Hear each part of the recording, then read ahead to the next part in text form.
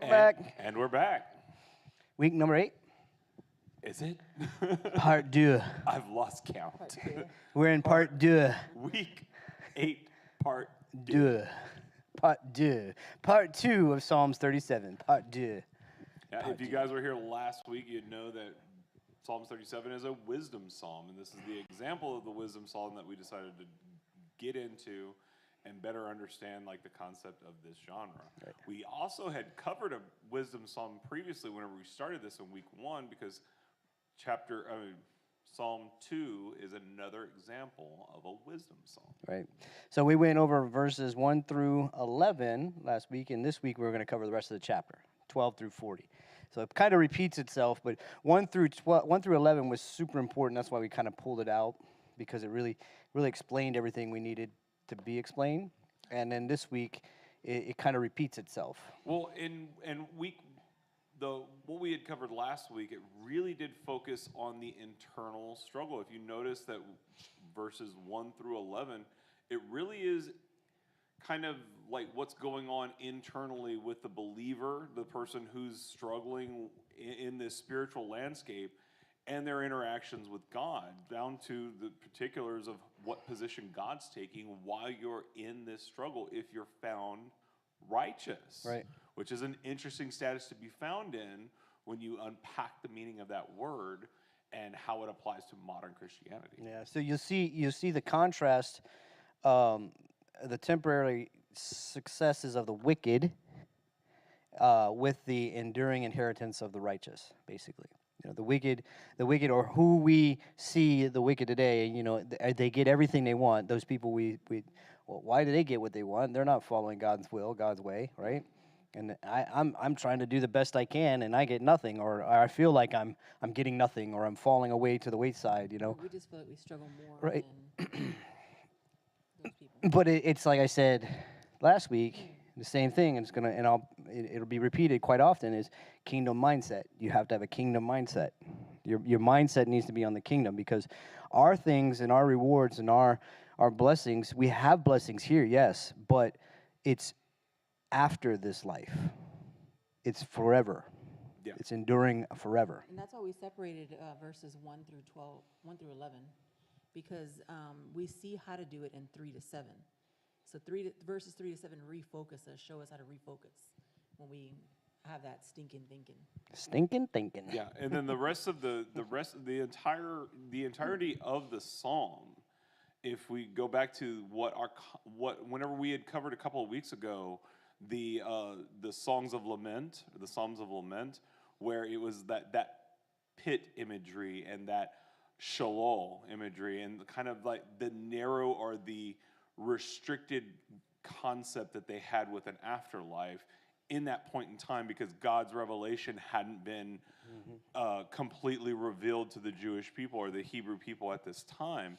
However, if you read this psalm, there's a lot of emphasis on this age to come. He's not openly talking about the resurrection or the preservation of the righteous, which is all part of the age to come or the kingdom of heaven.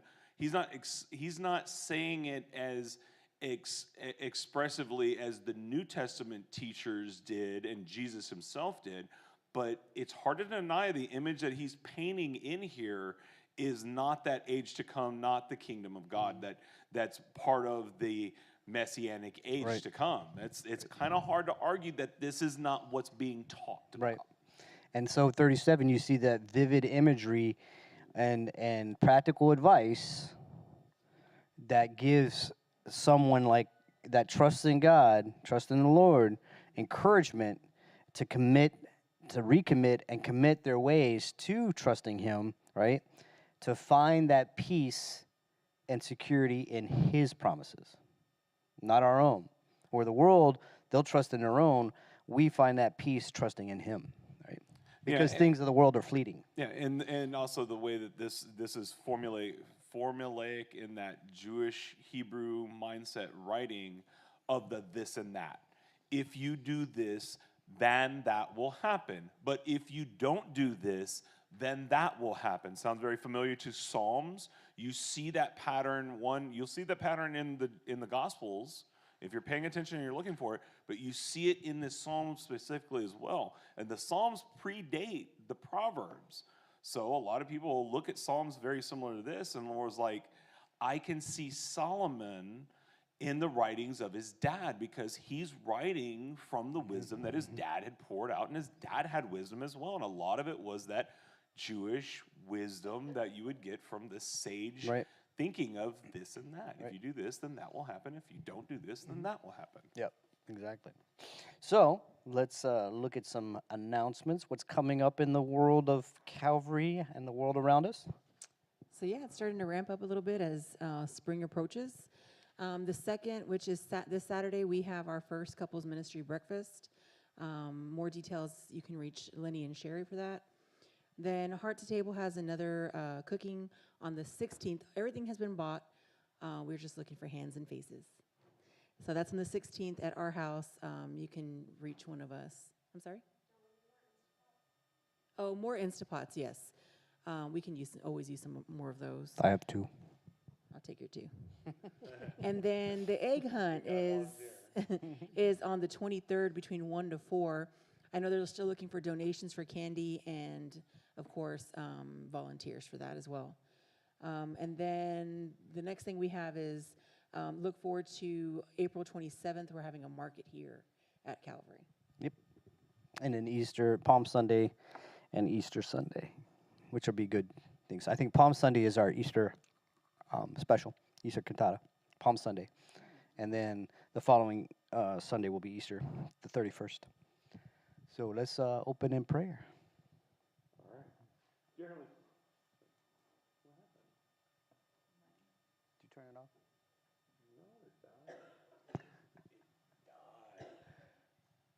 It died. Wah, wah, Wah, wah. I had just enough juice in Game that bad over. boy to get through my first rant. Could not get me through a second one. That Mike said, I'm done with your rants. I'm done. I'm going home. I'm going home. All right.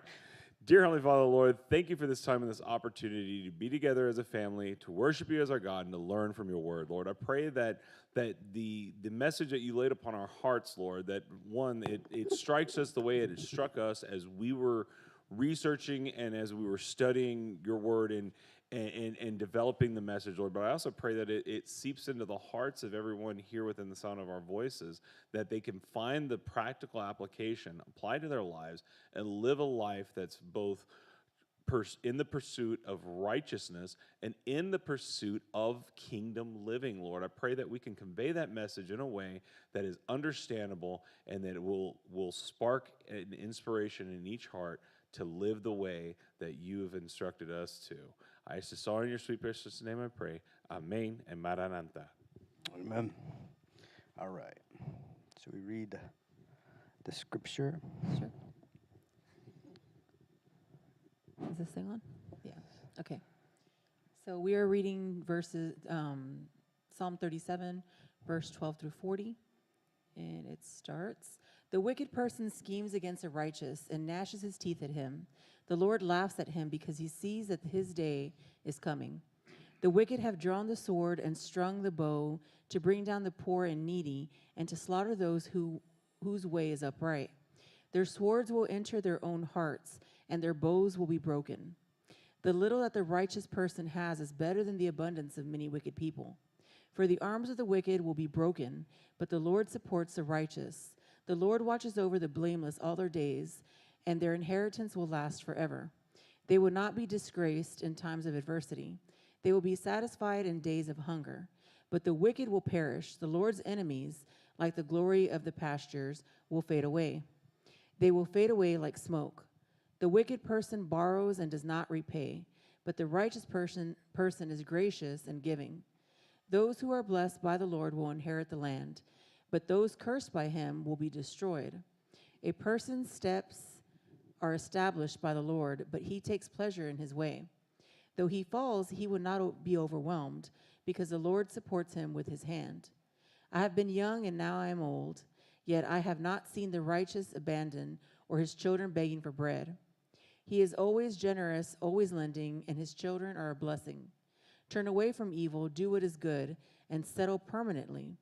For the Lord loves justice and will not abandon his faithful ones. They are kept safe forever, but the children of the wicked will be destroyed.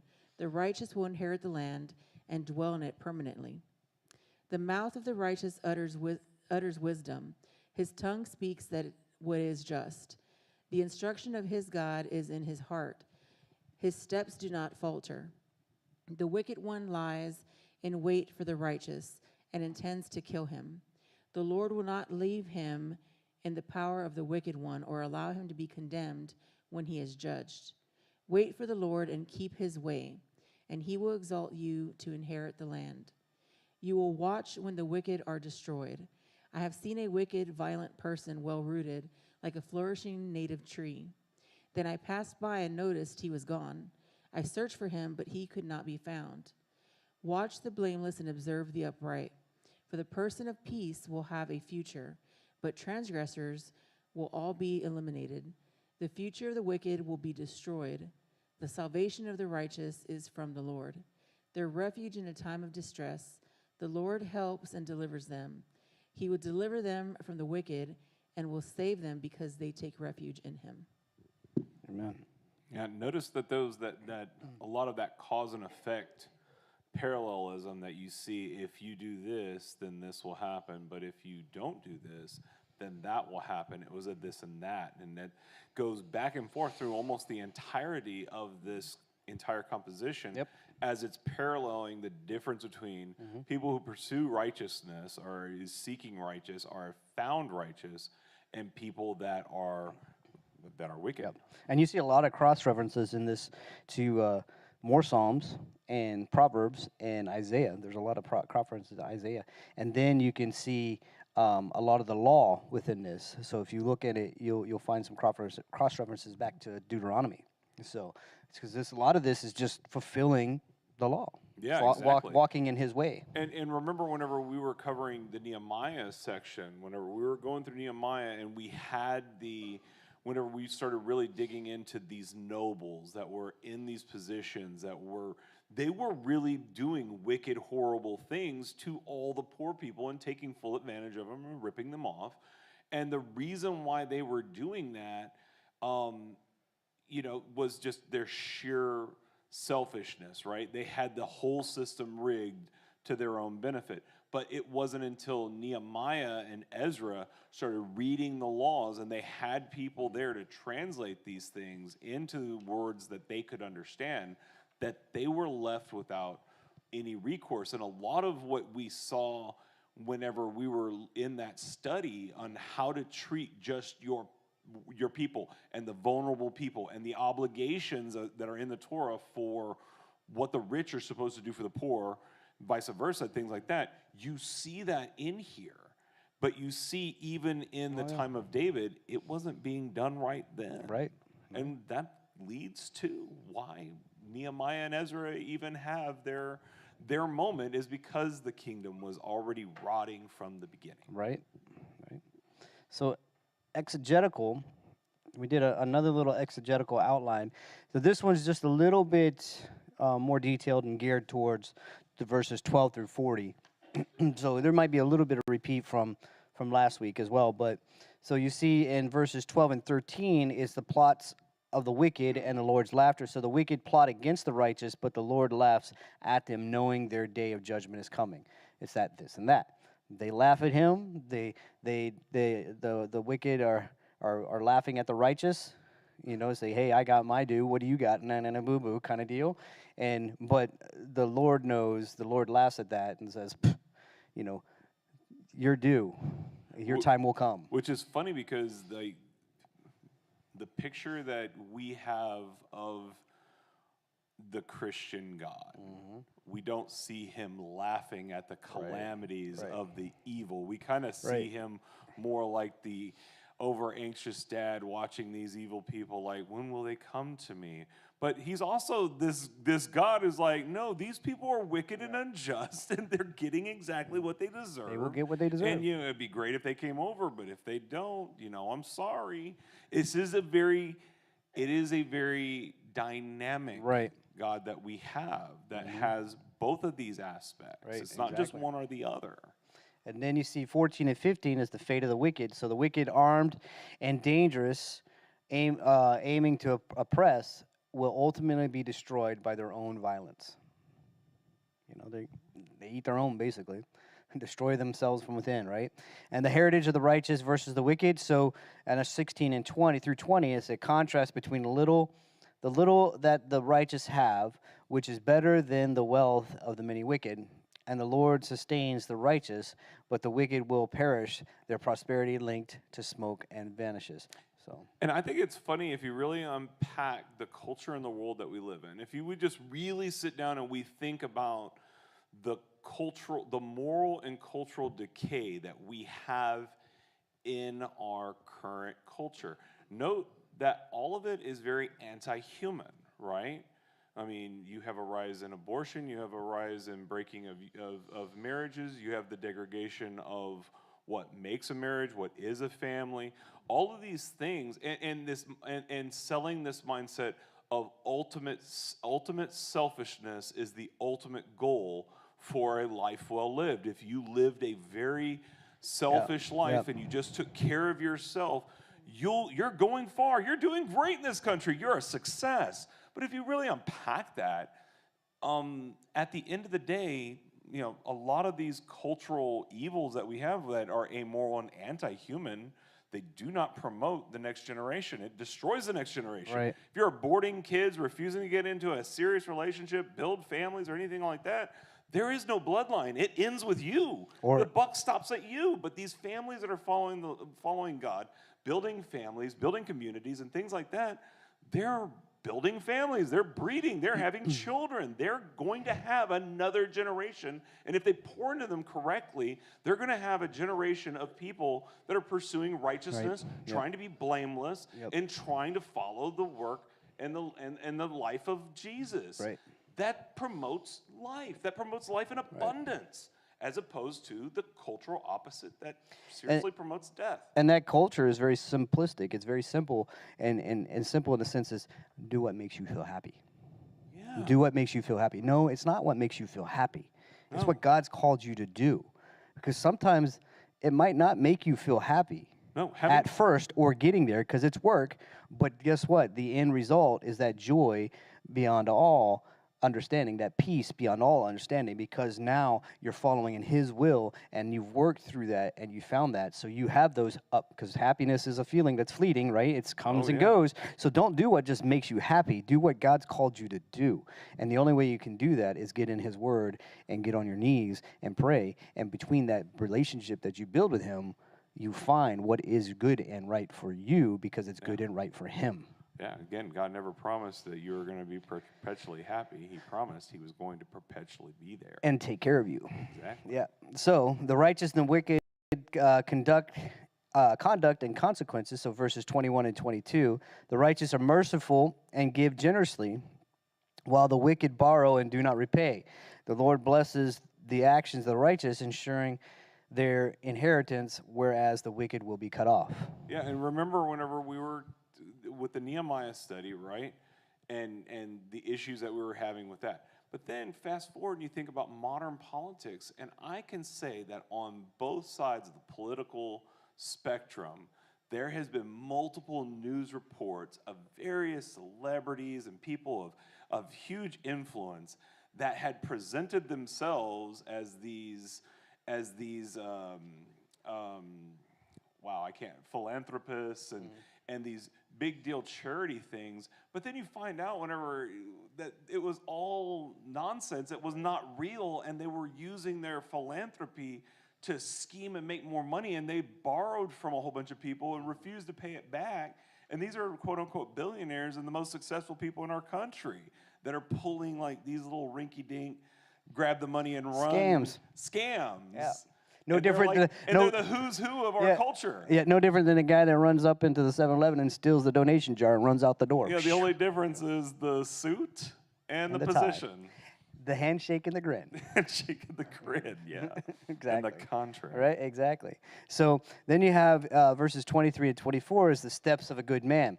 So the Lord delights in the way of the man who takes him his trust, upholding him even when he fails.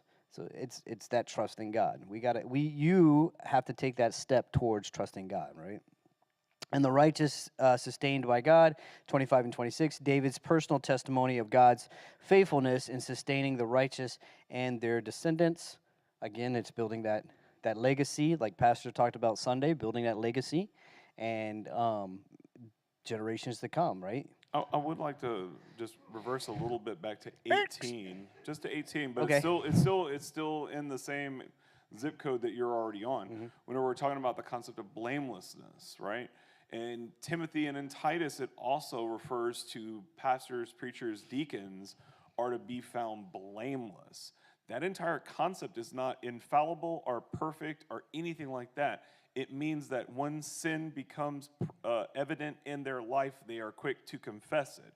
And confess sin that is understood and a person is being repentative of, you can't blame them of it. They've already confessed it. They're working on the problem.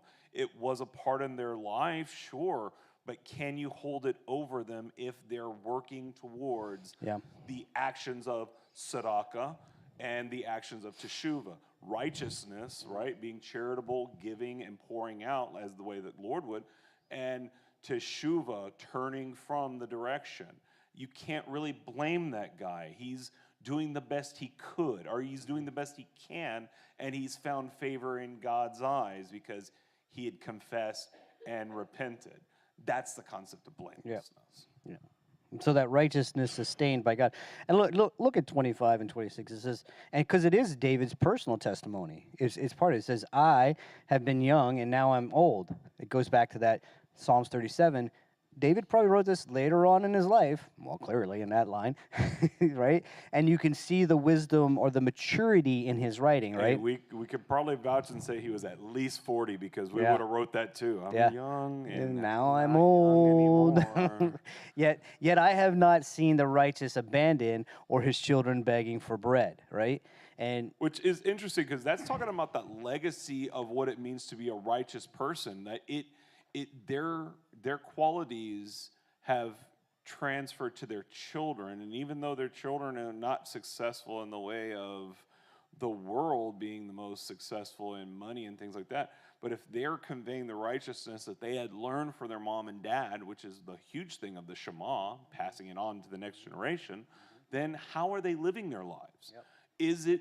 Is their life now a blessing to everybody that they interact with because they're showing mercy and grace and they have this charitable spirit about them? They're pursuing and seeking the face of their Father. It's hard to really find any reason not to put this guy in a position where he would keep him. We generally like this guy. We don't want him to beg for bread because he's following the patterns that were set before by the generations before him. And he says he hadn't seen the righteousness suffer. So in Isaiah 41:17, he says, the poor and the needy seek water, but there is none. Their tongues are parched with thirst. I will answer them, and I am the Lord, the God of Israel. I will not abandon them. That's part of the promise. That's a promise that God gives them, right? And then you see over in Proverbs 10:3, the Lord will not let the righteous go hungry, but he denies the wicked what they crave, right? You see that cross-reference from Psalms to Proverbs there. You see that wisdom coming around. And then he says in 26, he says, he is always generous, always lending, and his children are a blessing. So the biggest one on that one is a Deuteronomy 15:8. It says, instead, you are to open your hand to him and freely loan him enough for whatever need he has. So that's part of the Mosaic law, is if a brother is in need, you should give him enough to get him by, right? It's part of that tzedakah. Yeah, it's part of that charity. And that goes also back to like the threshing of the corners of the fields. Remember that was against the law for them. They could not gather the wheat from corners of their field because that was supposed to be available for the hungry and the foreigners. Anyone who's traveling through that would not have provisions. The Torah of God found provisions for even those. And that's, that right there is just one of the many ways that God's system was a system that was set that as long as you were in a community and connected, Yep. there was no excuse for you to actually go hungry. And that sets it up for 27 and 29 is the call to live righteously.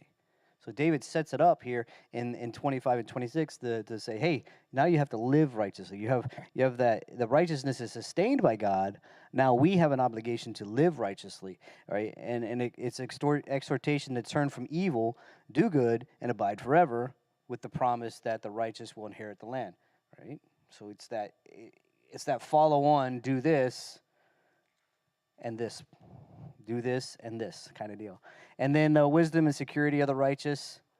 The righteous speak wisdom and justice with God's law in their hearts, ensuring their steps do not slip. That goes back to like the Shema. Write it onto your doorpost, and you put it on your hearts, and understand what it is. Understand what God's law is and what His way is, and follow His will for you.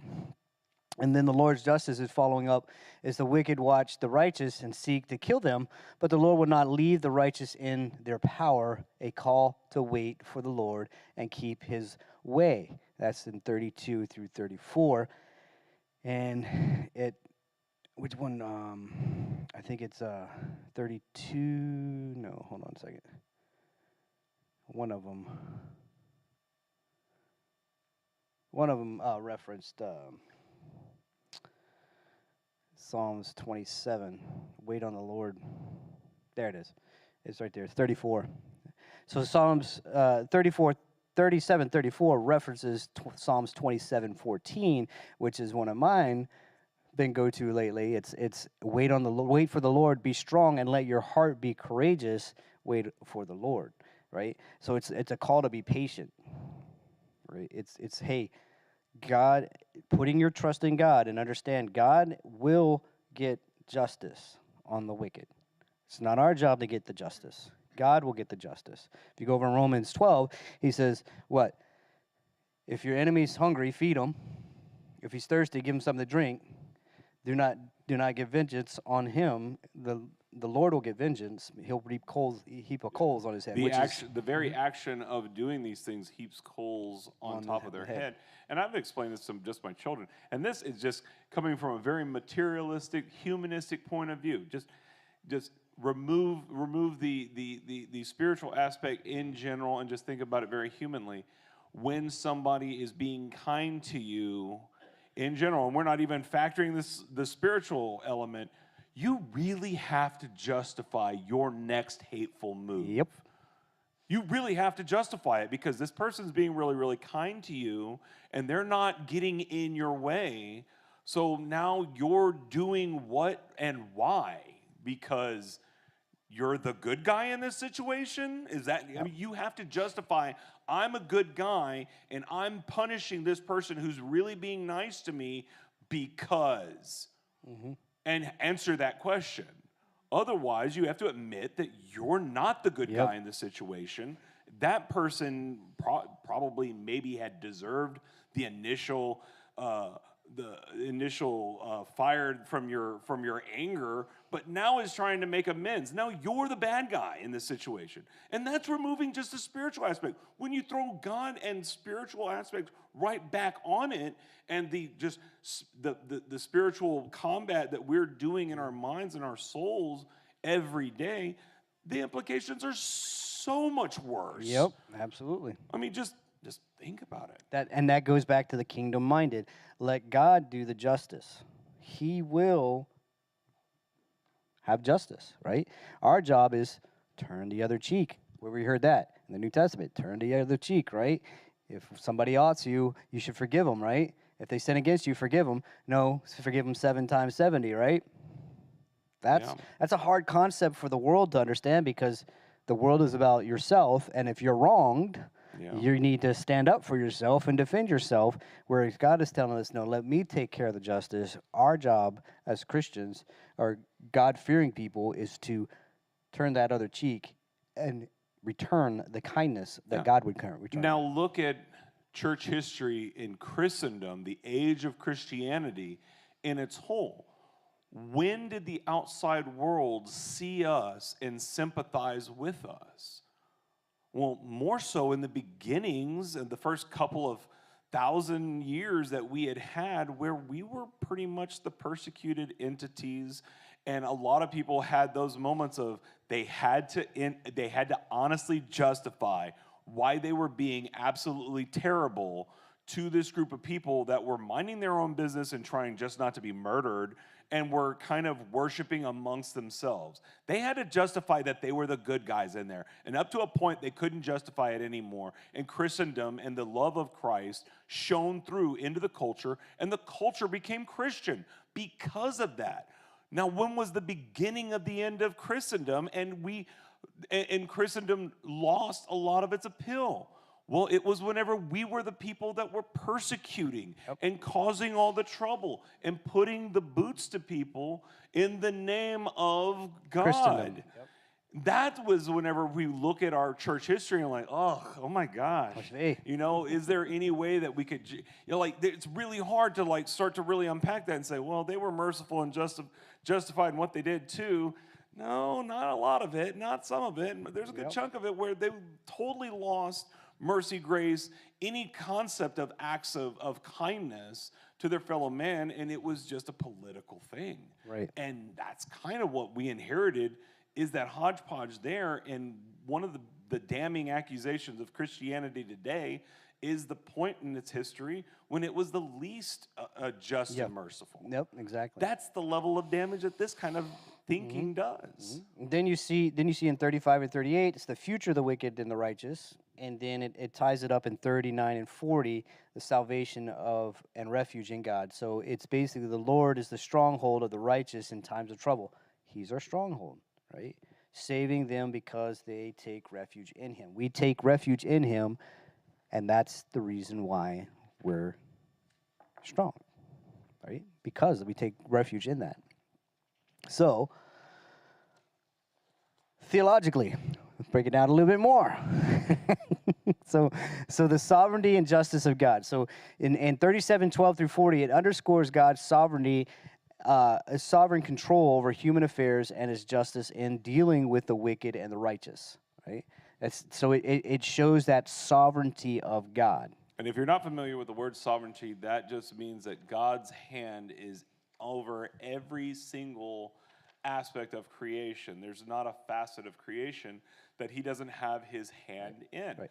Now, keep in mind, modern astrophysicists and modern science has concluded, without a shadow of a doubt, even though they will not admit that God exists, is that, you know, the concept of reality and the concept of the material world is constantly going through a systematic fine-tuning. Things are being changed at the molecular levels very finely, at the quantum levels, perpetually. And it just shows the hand of God, that it's something that's always there, that's making sure everything's perfectly balanced for existence to exist. And it's an interesting concept whenever you start unpacking the idea of God's sovereignty and the level of control. What we see as chaos is not chaos, especially if you look in the universe. I don't know if anybody's ever seen actually how we travel in space, you know, because we all have that vision of we're traveling in space around the sun in a circle. You know, we're doing a circle here, the moon's doing a circle around us, and we're circling around the sun. Yeah, the That sun is not static. the case, the right? sun moves, and it's moving with all of us connected to that it. is It's not like the one case. big thing moving. Yeah. And if you see that the generation graphic generation of that, you're like, how in the world are we actually staying on this world with the chaos you see there? And the truth is, it's God. God has his hand within that. So things that we see as chaos is controlled, right? That's why in your life, if it's chaos and spinning out of control, you have to ask yourself, is it of God or is it of you, right? Because God is not a God of confusion and chaos. God is a God of order and control. Order and balance. Yeah.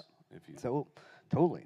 So, then you have the ethical dichotomy of righteous versus the wicked. I think we've pulled that one out pretty good. I mean, I think if you don't understand that 37 is about righteousness and wickedness, then see me later. We'll talk about it more. Damien will talk about it more. He loves talking about it. Call him at 1 o'clock in the morning. Wait, not that early. Perfect time. Or I'll give you late. his number later. So and then, Stop it. so then you have the divine provision and protection. So God, God's provision and protection for the righteous. It highlights God's faithfulness in providing for the righteous and acting as their stronghold in times of trouble. Again, God is going to protect and he's going to provide. You know, we see over in the New Testament, he says, did he not provide for the flowers? Did he not provide for the birds? And if he provides the simplest things for them, is he not going to provide for somebody, something created in his image? You know, his love for us? I mean, super important to understand, and that's where that trust comes into play. You got to trust that. You have to trust in him. So in the promise is that the righteous will inherit the land. Verses 29 and 34. I would also note that, like, whenever you start getting into other books like Ecclesiastes, right, which is a very interesting shadow of the book of Proverbs. If you're ever curious, book of Proverbs is one type of wisdom, Ecclesiastes is the other. What nailed Ecclesiastes really hits home is if you're a righteous person and you're focused wholeheartedly on the material world, you will live a very disappointed life. Because a lot of our expectations and a lot of the concepts that we see as blessings, man, some of us get our heads wrapped around the blessings that fold or the blessings that jingle. And, you know, where is God going to help me with this light bill, or where is God going to help me with this mortgage? Mm-hmm. And that's not necessarily part of the promises. If you focus so hard and heavy on these material aspects of our world, it's going to be very hard for you to even try to attempt pursuing righteousness, because righteousness is the complete opposite. Right. You're now pouring out into other people, and things that are getting into your hands are going through into other people's lives. If you're a materialistic person that's really disappointed that you didn't win the mega Powerball, well, you're going to continue to be disappointed. Mm-hmm. Mm-hmm. So I do want to read Matthew 6, since you brought it up and it's been brought up earlier today. I just want to read it. We're going to go Matthew 6, 25 through 30. And he says, "Therefore I tell you, don't worry about your life, what you will eat or what you will drink, or about your body, what you will wear. Isn't life more than food and the body more than clothing? Consider the birds of the sky. They don't sow or reap or gather into barns, yet your heavenly Father feeds them. Aren't you worth more than they?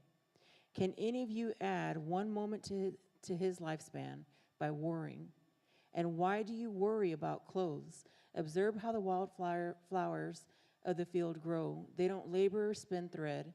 Yet I tell you that not even Solomon in all his splendor was adorned like one of these.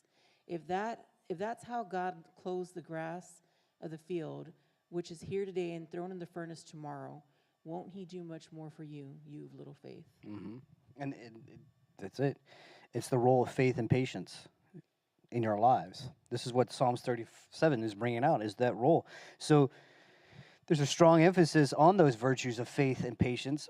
And this right here, the exhortation in 34, it says, wait for the Lord and keep his way. It encapsulates the Psalms' counsel and to trust in God's timing and justice, which is hard for us to do, especially when we are in that mindset today of immediate satisfaction, immediate gratification. So it's hard. We act like 4-year-olds. When we want something, we want it now. We might think we have patience, but honestly, none of us do when it comes to something we want. We want it. You might work for it, but you want it still, and you still have that attitude that you want it, right? And so this 37 teaches to reflect on that and be patient and wait on God's timing and wait on his justice to deal with things. Stop envying after the material things of the world, right? And seek out the blessings that he's giving you, which truly is relationships, right?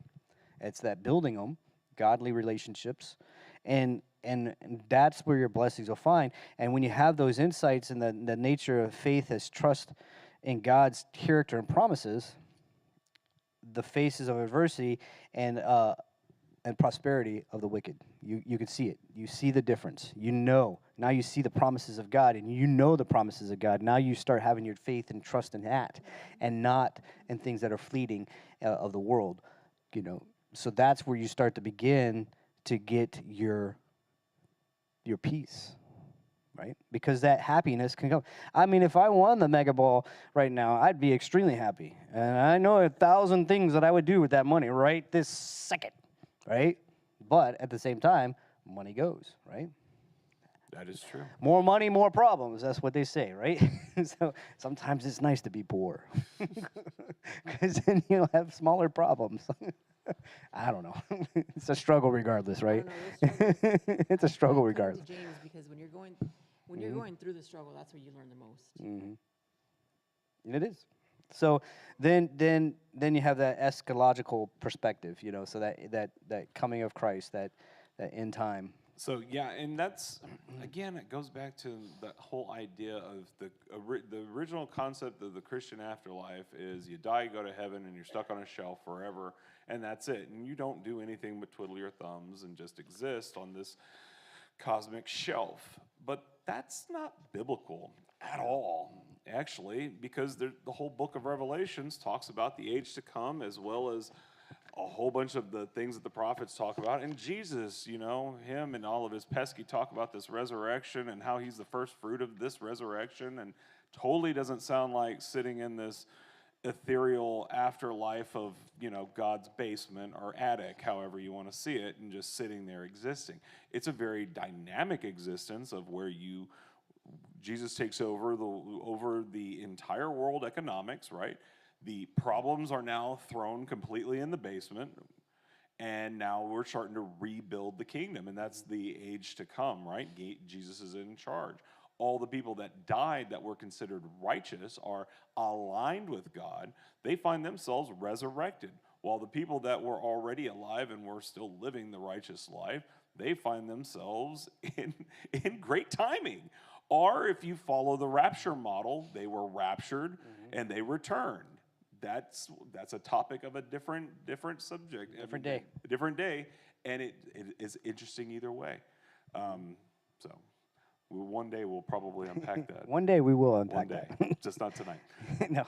But at the end of it all, all the people that were aligned to the righteous banner, God as our banner, aligned to God, they find themselves in this new economic system where they are in a position to judge angels, and they are directly influential in a system that Christ in God, the Godhead, runs without any competition. Like, there's no competition for God to run this system in the age to come, and we're just there, and we're part of it. And there's like this continuing dynamic story of existing in this very dynamic world, not sitting on a shelf playing a harp and just being there, you know? That's like, that version of heaven just doesn't make any sense to me. As like, why would anybody want that? I like the what's in the Bible, where it's like, hey, we come back, we're put in these positions, and we're living a life that will never end, just like the Garden of Eden, because it's all about going back to where we started. Because God is very circular, right? Cyclical. There you go. That's the word. In this concept of bringing us right back to where we started. That's always been the overall... From the very beginning. The overall mission was to get back to Eden. And the age to come is the ultimate move of being back in Eden, where nobody can die, but there is no evil, and God is in charge. And we're walking with him on a daily. There we go. And there's never a doubt that God's in charge of the system, because God's always there, and there's no competition. That's the concept of the age to come, and what we should actually have our hope in. So how do we get there? A lot of that's reading the Bible and understanding what's in there. Right. So how do we get there? So spiritual applications to this is like, we got to trust in God's justice, right? So even when the wicked seem to prosper and injustice appears to prevail, believers are called to trust in God and the Lord's justice, right? This trust is not passive, but involves a confident expectation that God will act in his timing according to his perfect knowledge and justice. So what do we do on our part? We have to practice releasing our grievances and concerns about fairness to God in prayer. We got to bring it to him in prayer, believing that will see the full picture, and he does see the full picture, right? And bring about the justice in his time. The only way you can get through those times of points like that is to trust in him, rely on him, bring it to him, bring your injustice or how you feel to him, because he wants to hear how you feel, right? He wants that. And then we got to live righteously. It goes back to that tzedakah. And we've been talking about tzedakah ever since Damien learned tzedakah. Which has been a while, which is 2 years now, I think, right? Now. Right? So, but I mean, whenever you see a word like that that has that double meaning, it's like barucha, right? Barucha means blessed, but it also means to bow. But whenever you find a Jewish person in a ritual setting and they say barucha, they bow, but they also mean blessing because the word has double meaning. Righteousness is one of those other words that is exactly like that, where righteousness is definitely following the pattern of God and being in his good favor. Yep. Absolutely righteous. But it also means being a person of charity and being charitable. Arguably, if you read the Bible, they're one and of the same, because God demands and desires in his statutes and his law is always about pouring out into others, pouring into your community. It never is this concept of just, it's for me. Yeah, for me.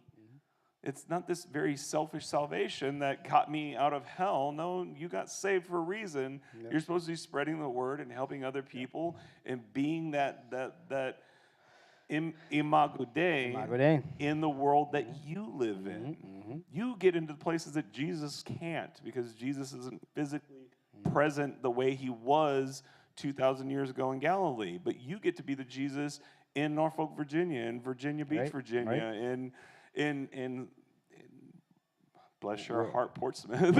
You know, you find your place. You find your places, and you get to be Jesus in those places. Right. So, we love you, Portsmouth. Right. So what do you do? You have to seek that tzedakah. You have to seek and embody righteousness in your actions, your words, and your thoughts, and that includes being generous to others, speaking the truth, and making decisions that align with God's commands, right? Taking the high ground sometimes, turning the other cheek, not being angry, right? Feeding them a sandwich, things like that. Offer them a drink. Love your enemies, right? That's what we're called to do. That's living righteously. That's stepping above what the world does. Right? Absolutely. And then we have to have that patience and perseverance. So we have to cultivate patience by focusing on God's promises and recalling his faithfulness in our life and lives of others. That's why journaling is so important to many people, because you can go back months and years and see the faithfulness of God in your life. I've been journaling faithfully for 19 years, since she was pregnant with our oldest son. Faithfully. I am as consistent as Mussolini's train system. Every day, at least something, unless I'm sick, dead, or dying.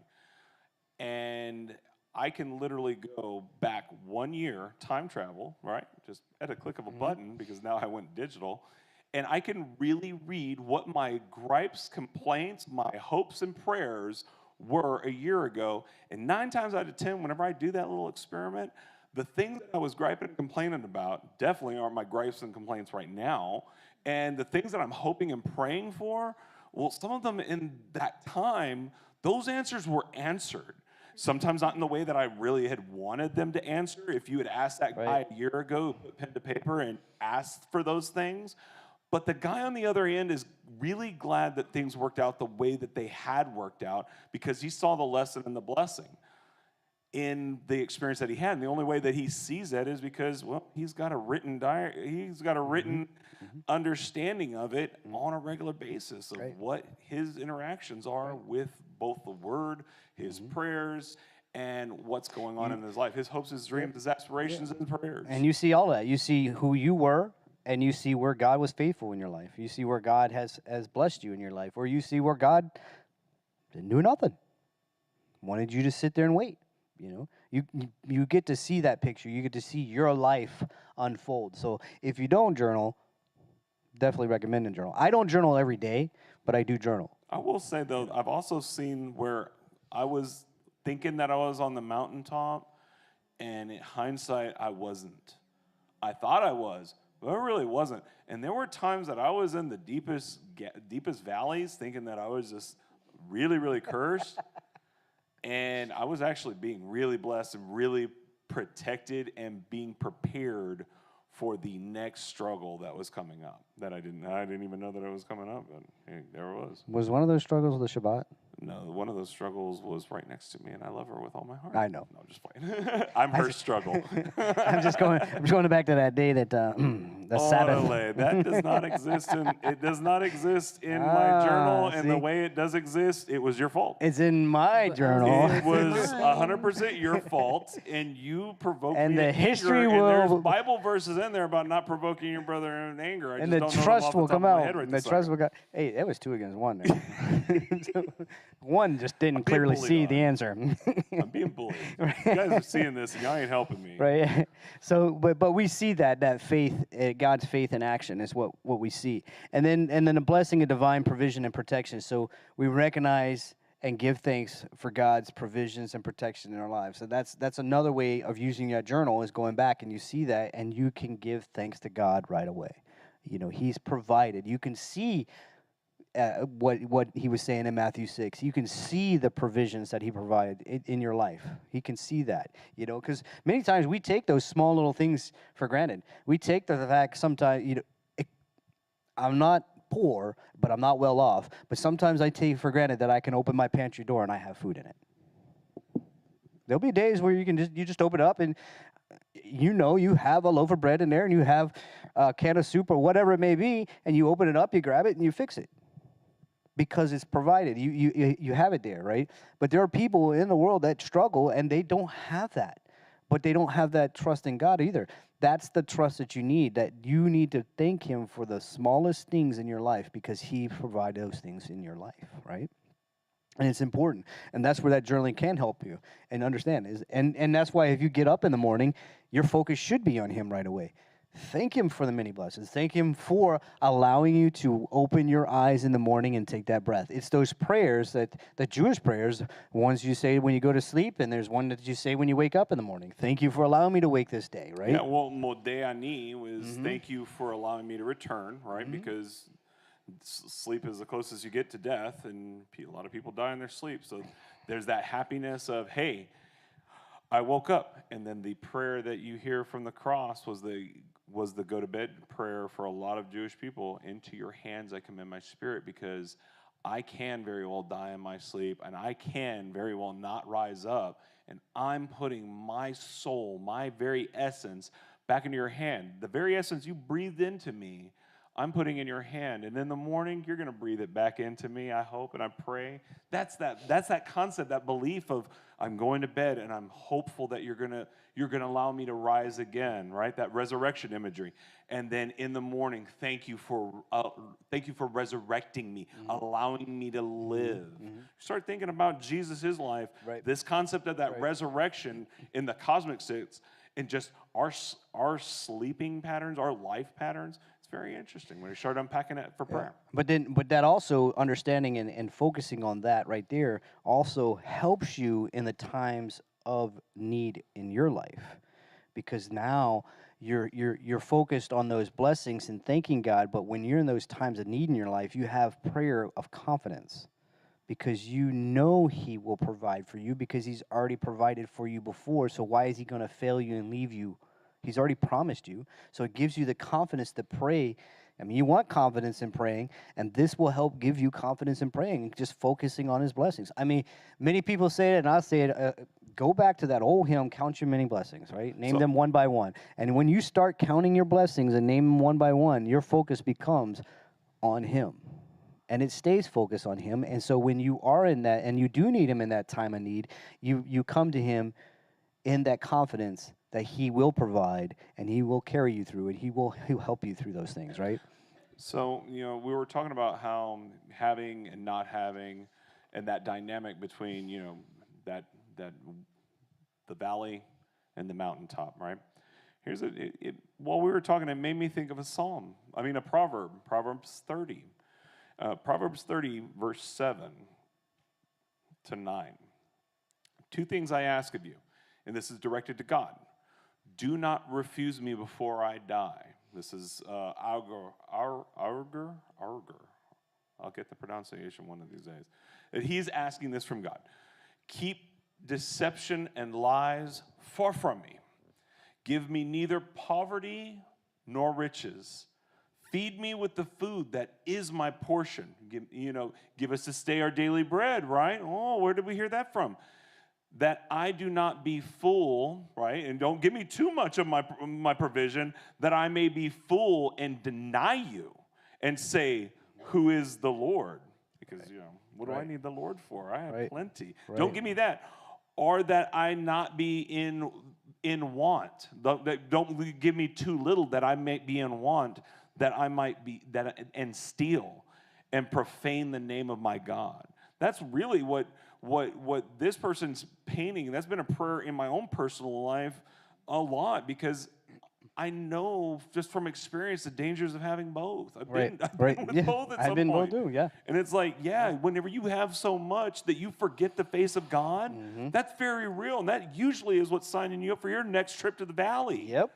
Very quickly. And notice how we fall faster than we climb. But then in the valley, we could be so out of the sight of God that we are willing to compromise our very morals and ethics just to eat, or just to find that safety, just to hit those needs. So that prayer is like, please, Lord, never put me in those positions, and either when, too high or too low. Right, and when you're doing that, you do that in such a way that you are building a godly legacy.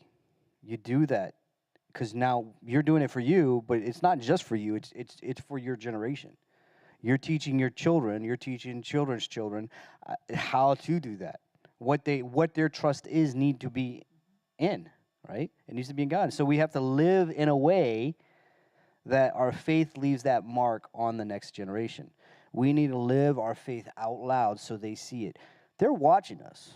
Our kids and my grandkids, they're watching us. They watch every step. They watch how we react. They watch how we act, And if I'm living in a way that doom and gloom, well, guess what they're going to do? They're going to live in a way of doom and gloom, right? If the world's against them and the world's taking them down, well, the world's the man, and that's it. That's how they're going to live. But if I live in this manner of, hey, I have my faith and trust in God, the Almighty, that He's going to provide for me, they'll also have that faith and trust in God, who is the Almighty, that will take care of them, right? That's how it comes about. If I'm afraid where my next meal is going to come from, and I live that out loud, my kids, well, you've experienced it before. I mean, you little D, he would say that he didn't know what they were going to eat, but you were in a different time in your life too. Now is like if you had that moment now, you live in a manner that the kids know they're going to have food on the table no matter what. Because that was what 11 years ago, 13 years ago. Sure. About 13 years ago. Yeah, that sounds right. It was about 13 years ago, but I'll tell you what though, that was a low part of our life. Like we were just starting to go back into church. And there was times where D was like, he didn't know what he was going to eat. We'd give him food, and we just wouldn't eat or share what we had, right? Yeah. There were lean times. However, though, with the right perspective, you can use anything for God's glory. Like, we suffered, and God provided, because he would get phone calls from his command and be like, hey, we're doing a chili cook-off. They didn't know, but God provided. He provided people around us to feed us. My parents would give us money. However, I could just focus on that or allow that hardship to come over and lose trust in God because, I was going through this and you know what I mean? Take my eyes off him. However, fast forward, that same child, that's what grounded him. When he was going his own battles, right? I had to remind him, remember how God provided. Like that is right there where you're experiencing God. And once you experience God like that face to face, you don't forget it. Nope. You really don't. And it's moments like that that we have to point to our kids, to other believers. Hey, remember that.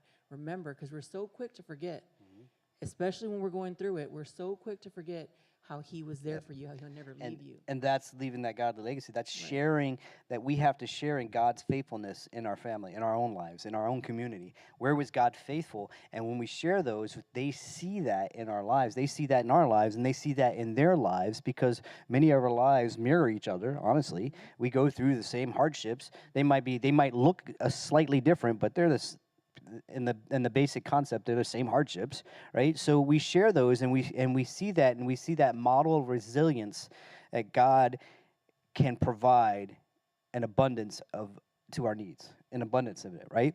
And we, whenever we feel that anxious and uncertainty, and we need to remind ourselves of God's sovereignty and His love, and that's where we rest our lives in. We rest our lives in His sovereignty, His love, His grace, His mercy, and because of that, He takes care of us, right?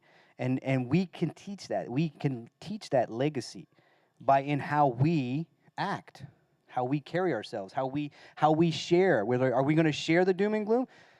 You can share some, but don't be doom and gloom with it. Don't be dramatic in your explanations, but explain the things. Some of us would call that being thorough in their explanations. So right quick before we wrap up here, 37, right? All of 37 was amazing. The first part that they did last week, 3 to 4 or 3 to 7. I'm sorry. It's that it teaches you how to refocus, right? What we just read today, it was not about not having or having. That wasn't the point of the scripture here. It's your heart. Where's your heart aligned? Who's your first responder? Is it on something you can control and you can do? You know, like a little kid playing with that little ball, trying to make the pieces fit? Or are you handing the pieces over to God and being like, you know what, you do it, God. You're the one that gave me breath. You are creator of heaven and earth. Like, I trust you. What are we doing? I just want to go back and read 3 to 7 just to leave us with that so we can anchor onto that no matter what we're going through. 37, 3 through 7. Trust in the Lord and do what is good. Dwell in the land and live securely. Take delight in the Lord, and He will give you your heart's desires. Commit your way to the Lord. Trust in Him, and He will act, making your righteousness shine like the dawn, your justice like noonday. Be silent before the Lord and wait expectantly for Him. Do not be agitated by one who prospers in his way, by the person who carries out evil plans. Right. It's anchoring our hope in not in immediate circumstances, but in the promises of God's future. That's where we got to anchor. Where do you anchor your hope? Where's your hope at? And my hope is in Christ, and that's where Christ came. That's why Christ came, is to give us that hope to anchor onto, right? So next week, we're going to dive into Psalms 8, 19, and 29, and they are praise and worship psalms. So we're going to pump it up a little bit, I guess, give some praise and worship type deal and dive into that Drink style, your Monsters, right? It's on. So we're going to finish off with the Shema and a closing prayer. All right, Deuteronomy 6, 4 through 9. Listen, Israel, the Lord our God, the Lord is one. Love the Lord your God with all your heart, with all your soul, and with all your strength. These words that I'm giving you today are to be in your heart. Repeat them to your children. Talk about them when you sit in your house and when you walk along the road, when you lie down and when you get up. Bind them as a sign on your hand and let them be a symbol on your forehead. Write them on the doorpost of your house and on your city gates. Dear Heavenly Father, Lord, thank you for this opportunity to preach and teach your word, Lord. I pray that it seeps into the hearts, it flourishes and it grows into righteous living and a better understanding of you, Lord. I pray that your face shines upon us and that your presence is felt amongst us as we go through this week, Lord. I pray that you bind us and protect us from any satanic attacks, Lord, that you put a hedge of protection about us as we go and be the Imago Dei in the places that you've placed us in. I ask this all in your sweet precious name I pray. Amen and maranatha. Amen. All right, we'll see y'all on the funny pages.